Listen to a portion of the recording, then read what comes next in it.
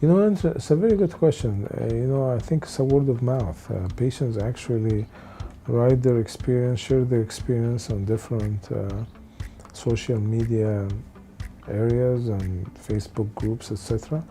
And I can sit here and talk about my experience, or others can sit there and talk about their experience.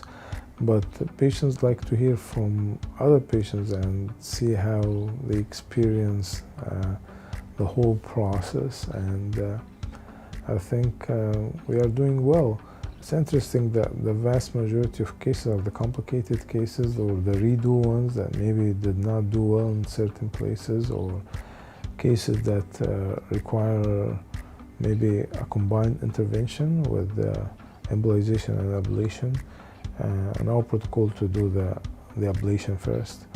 Or in cancer cases, actually it's the vast majority now of our cases are a lot that are really the cancer cases. I think perfection is a key. I tell this to anyone, perfection, precision. So you need to start with easy cases, benign nodules that are smaller. We know from published literature that larger nodules, more than 4 centimeters, or nodules that are extremely vascular, or stiff nodules, as we published, are the ones that will respond less. So you want happy patients. You want to start with the nodules that are not complicated or have a higher chance to respond. And accordingly, you will have good outcome and patients are happy, and then you will have good reviews and patients can trust your expertise. But I also want to highlight that good training and good preparation is a key, meaning spending time and effort and attending more than one training session, and watching and observing more, and maybe have someone to proctor you in the first session that you do. Just make sure that you provide the best care to your patients without complications. Because if complications happens,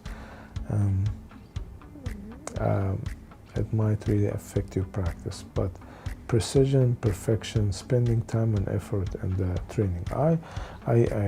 I did travel to Korea and Italy before I started this, and in my practice I used to do a lot of biopsies, etc. Before, and we used to do a lot of ethanol ablation before any of this. I had a lot of research done on other ablation modalities like HIFU and the lab and all that. So I was interested in this topic significantly, but it's a reality now and it's not going anywhere. And it's a great modality to treat many patients with thyroid cancers or thyroid nodule, or mostly the autonomous hyperfunction nodules. That's another topic. For autonomous hyperfunction nodules, there is good published data that the smaller the nodule, the higher the chance that they will respond. So if you're trying to burn a very large hyperactive nodule, maybe there is a chance that it might not respond well or have a higher chance of recurrence. So maybe this is not the best nodule to start with. You want to start with a smaller nodule to have good outcome and happy patients. And you can feel good about what you offer.